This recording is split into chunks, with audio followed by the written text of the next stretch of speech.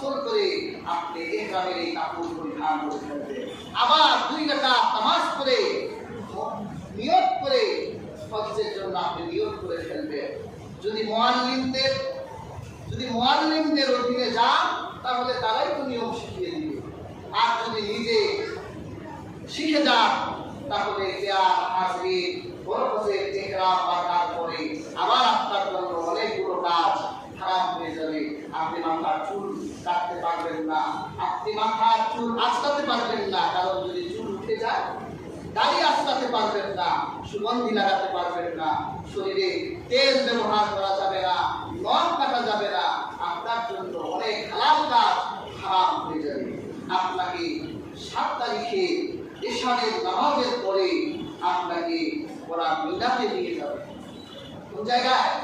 মিনাকে নিয়ে হজের কার্যক্রম শুরু হয়ে যাবে। মিনা আল্লাহ রাসূল সাল্লাল্লাহু আলাইহি ওয়াসাল্লাম বলেছেন মিনাতে 5 ওয়াক্ত নামাজ পড়বে। কয় ওয়াক্ত নামাজ?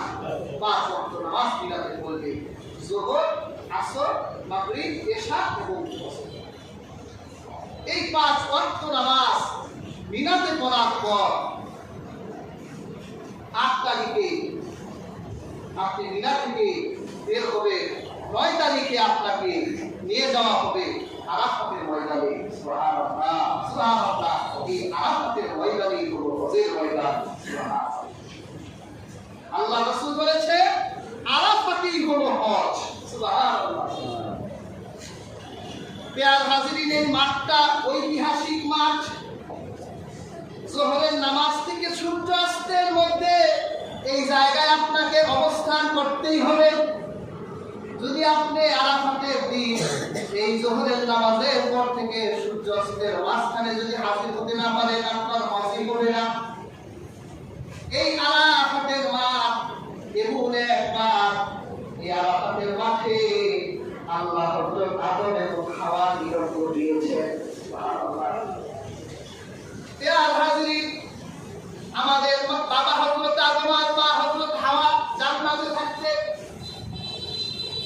আল্লাহ তাদেরকে তাদের ভুলের কারণে জান্নাত থেকে দুনিয়ায় নামালেন। আমাদের মা হযরত হাওয়াকে আল্লাহ দুনিয়ায় নামাই দিলেন জেদ্দা শহরে। জেদ্দা আরবি শব্দ, জেদ্দা শব্দটা হলো দাদি। জেদ্দা কি? দাদি। আমাদের দাদি হলে হযরতে হাওয়া। সুবহানাল্লাহ। আর আল্লাহ আদম নবীকে পাঠালেন বর্তমান শ্রীলঙ্কা এরাম পাহাড়ে। এই পাহাড়ে হযরত আদম নবী পায়ের চিহ্ন আল্লাহ এখনো পর্যন্ত রেখে দিয়েছেন। এজন্য বৌদ্ধরা এই পাহাড়ে পূজা করে, কিন্তু মুসলমানরা পাহাড় পূজা বিশ্বাস করে না। ইয়া হাজরিন, নিজে আদমকে আল্লাহ পাঠালেন শ্রীলঙ্কায়, হাওয়াকে পাঠালেন জেদ্দায়। তারা ভুল করার কারণে আমার আল্লাহ তাদের প্রতি এমন রাগ হলে স্বামী স্ত্রীর ভিতরে আমার আল্লাহ প্রায় 360 বছর পর্যন্ত আল্লাহ দুইজনকে 2 জায়গায় রাখেন। বিয়ে করার পর স্ত্রীর সাথে তখন ঝগড়া হয়েছে, স্ত্রী বাপের বাড়ি চলে গেছে। আপনি রাগ করে 1 বার 2 বার পারলে 1 বছরই থাকতে পারেন, তারপরে স্ত্রী দেখতে মন চায় না। স্ত্রীর মন চায় স্বামীকে দেখতে। আমরা 2, 4, 5 মাসেই দেওয়ানা হয়ে যায়। আর আমার আল্লাহ পৃথিবীতে কোনো মানুষ নাই, আল্লাহ এইরকম জনমানব দিন প্রাণ করে আল্লাহ রাত্রে আদমকে 1 জায়গায়, হাওয়াকে আরেক জায়গায়, দুইজনকে 2 জায়গায় আল্লাহ 300 বছর পর্যন্ত একজন আরেকজনের দেখা নাই। হাওয়া কি করছে হযরত আদমের ভিতরে চিন্তার শেষ নাই। হাওয়ার ভিতরে চিন্তা, আদম কি করছে, কোথায় আছে, চিন্তার শেষ নাই। আমার আল্লাহ প্রায় 360 বছর পর দুইজন আসতে আসতে আসতে আসতে এই আরাফাতের মাঠে দুজনার সাথে শত শত শত বছর পর দেখা হয়ে গেল। মনে খুশি না? আপনারা কতদিন ধরে দেখি না আমার হাওয়া চিন্তা করে আমার আদমকে কতদিন দেখি না। 300 বছর পর দুইজনের মিলন হলো। আমার আল্লাহ এই জায়গা তার নামই দিয়ে দিলেন আরাফা, মিলনের জায়গা, পরিচিত হওয়ার জায়গা। সুবহানাল্লাহ। প্রিয় হাজিরিন, এই জন্য এখানে সবাই হাজির হয়। আমরা এই আরাফাতের মাঠ থেকে শিক্ষা গ্রহণ করবো। হাজিরিন, এই আরাফাতের মাঠে বাঙালি থাকে, পাকিস্তানি থাকে, আফগানি থাকে, ইন্ডিয়ান থাকে, তুর্কিশ থাকে, পৃথিবীর সমস্ত দেশের মানুষগুলো এক জায়গায় জড়ো হয়ে বিশ্ববাসীকে জানান দেয় আমাদের দেশের ভিন্নতা হতে পারে, গায়ের রঙের ভিন্নতা হতে পারে, আমাদের ভাষার ভিন্নতা হতে পারে, সংস্কৃতি সভ্যতার ভিন্নতা হতে পারে, কিন্তু আমরা গোটা মুসলমান, গোটা পৃথিবীর সব দেশের মুসলমান এক মিল্লত, আমরা একটা দেহের মতো অভিন্ন।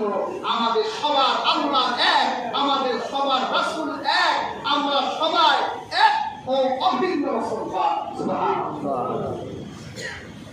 বিশ্ববাসীকে জানান দেয়, কিন্তু আবার তারাই এই হজ থেকে বের হয়ে এসে নিজেরা রেশারেশিতে লিপ্ত হয়ে যায়। তাহলে এটা শিক্ষা হলো। আজকে আমরা বিচ্ছিন্ন বলেই তো তারা আমাদের আঘাত করতে পারছে। যদি আমরা একত্রিত হতাম তাহলে এই পৃথিবীর কুফরা তাগতি শক্তিরা আমাদের নাম নিয়ে তাদের পানি দিতে হতো। আজকে আমরা অভিন্ন, আমরা বিচ্ছিন্ন, আমরা মতানৈক্যে লিপ্ত। এই জন্য তারা আমাদের একজন একজন করেই সাইজ করতেছে। একত্র হবে আরাফাত থেকে, এবারের হজ থেকে এক ঐক্যের ভিত্তি নিয়ে লিখতে হবে। এই হজের মাঠে, আরাফাতের মাঠে হাজিরিন মনে রাখবে, আমার আল্লাহ আরাফাতের দিন দুনিয়ার আকাশে চলে আসে। এই দিন আমার আল্লাহ এত বেশি জাহান্নামীকে মাফ করে দেন, শয়তান সবচেয়ে বেশি অপমানিত হয় আরাফাতের দিন। এত বেশি অপমান শয়তানের রাজনৈতিক হয় না। আরাফাতের দিন আসলে শয়তানের সবচেয়ে লজ্জা পায়, সবচেয়ে অপমানিত হয়, কারণ আমার আল্লাহ এই দিন আল্লাহ সবচেয়ে বেশি জাহান্নামীদের জান্নাতি বানায় দেয়। এই দিনের দোয়া পৃথিবীর শ্রেষ্ঠ দোয়া, এই দিনের রোজা উত্তম রোজা। হাজিরা এই আরাফাতের মাঠে 9 তারিখে তারা একত্রিত হয়ে তারা হজের মূল কাজ সমাপ্ত করে তারা রাতের বেলা তারা সেখানে জোহরের নামাজ আদায় করে, তারা আসরের নামাজ আদায় করে, কিন্তু আরাফাতের মাঠে তারা মাগরিবের নামাজ আদায় করে না। তারা মাগরিবের সূর্য অস্ত হওয়ার পর মাগরিবের নামাজ না করেই তারা মুজদালিফায় চলে যাবে। সেখানে যেতে যেতে প্রায় এশা হয়ে যায়, তখন একটা আজান হবে, 2 ওয়াক্ত নামাজ হবে। আজান হবে একটা, আজান হওয়ার পর আগে মাগরিবের নামাজ পড়বে, এরপর ওই আজানে এশারের নামাজ পড়বে। সেখানে তারা মুজদালিফা থেকে তারপর তারা মুজদালিফায় অবস্থান করার পর তারা তাওয়াফ করতে চলে যাবে। তাওয়াফের যে নিয়মগুলো বললাম, এই নিয়মে তাওয়াফ সমাপ্ত করে তারা আবার মাকামে ইব্রাহিমকে সামনে রেখে 2 রাকাত নামাজ আদায় করবে। 2 রাকাত নামাজ আদায় করার পর 10 তারিখের কাজ হলো তারা শয়তানকে পাথর নিক্ষেপ করবে। শয়তানকে পাথর নিক্ষেপ করার পর তাদের কাজ হবে কুরবানি দিবে। কুরবানি দেওয়ার পর তাদের কাজ হবে তারা মাথা চুল মুন্ডন করবে, মানে মেরা মাথা হয়ে যাবে। আল্লাহ কোরআনে বলেছে মুহাল্লিকিনা রুউসাকুম ওয়া মুকাসসিরিন, তারা মাথা চুল মুন্ডন করে ফেলবে। প্রিয় হাজিরিন, হজে মাথা মেরা হওয়া ছাড়া আমরা স্বাভাবিকভাবে যে মাথা মেরা হই এটা নাজায়েজ না, তবে স্বাভাবিকভাবে মাথা মেরা করা মাকরুহ। যদি রোগ হয়, রোগের কারণে আপনি মাথা চুল করে যায়, আপনি ডাক মাথা হতে পারেন, কিন্তু অনেকে ফ্যাশন হিসেবে ইচ্ছা করে ডাক মাথা হয়। প্রিয় হাজিরিন, এটা মাকরুহ হয়, কারণ মাথার সৌন্দর্য নষ্ট হয়ে যায়। প্রিয় হাজিরিন, মাথা মুন্ডন করার পর তারা তাওয়াফ করবে। এই তাওয়াফটা তাদের জন্য খরচ করে দিয়েছেন আল্লাহ তাআলা। সওয়াব করার পর তারা আবার বিদায় যাবে। 11 তারিখে আবার পাথর নিক্ষেপ করবে, আবার 12 তারিখে গিয়ে তারা পাথর নিক্ষেপ করে তাদের হজের কাজ সমাপ্ত করে ফেলবে।